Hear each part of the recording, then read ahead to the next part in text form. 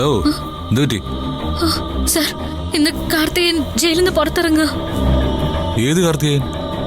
Sir, ആ ഉത്സവത്തിന് ആ പയ്യനെ കൊന്നിട്ട് ജയിലിൽ പോയില്ലേ, സാറ് പിടിച്ചോണ്ട് കൊടുത്തില്ലേ? ഓ, അയാളോ? സർ, അയാള് ജയിലിൽ നിന്ന് ഇറങ്ങിയ വെറുതെ ഇരിക്കില്ല. അയാൾ എന്റെ കുടുംബത്തിനെ ദ്രോഹിക്കും. അതൊക്കെ തന്റെ തോന്നല. ജയിലിൽ നിന്ന് ജാമ്യത്തിൽ പുറത്തിറങ്ങുന്നത് കൃത്യമായ കാര്യങ്ങൾ പറഞ്ഞിട്ടാ. ഒരു ക്രിമിനൽ ആക്ടിവിറ്റിയിലും അവന് പങ്കാളിയാവാൻ പറ്റില്ല. പിന്നെ അവൻ വെളിച്ചം കാണില്ല. സർ, സാറ് പറയുന്ന പോലൊന്നും അല്ല കാര്യങ്ങള്. എനിക്കയാളെ നന്നായിട്ട് അറിയാം. എന്റെ കുടുംബം അയാൾ ഇല്ലാതാക്കും സർ, അത് ഉറപ്പാ. ഒരിക്കൽ അയാൾ ഒരു തെറ്റ് ചെയ്തു. നമ്മൾ അയാളെ പോലീസിൽ ഏൽപ്പിച്ചു, ജയിലുമായി. പിന്നെ തിരിച്ചു വന്ന ഒരു അഭ്യാസം കാണിച്ചാൽ പിന്നെ അവന് ശേഷി ഉണ്ടെങ്കിൽ കാണിക്കട്ടെ. അത് ഞാൻ നോക്കിക്കോളാം. അല്ല സർ. നന്ദിനി, കാർത്തികേയൻ മൂലം തന്റെ കുടുംബത്തിന് ഒന്നും സംഭവിക്കില്ല.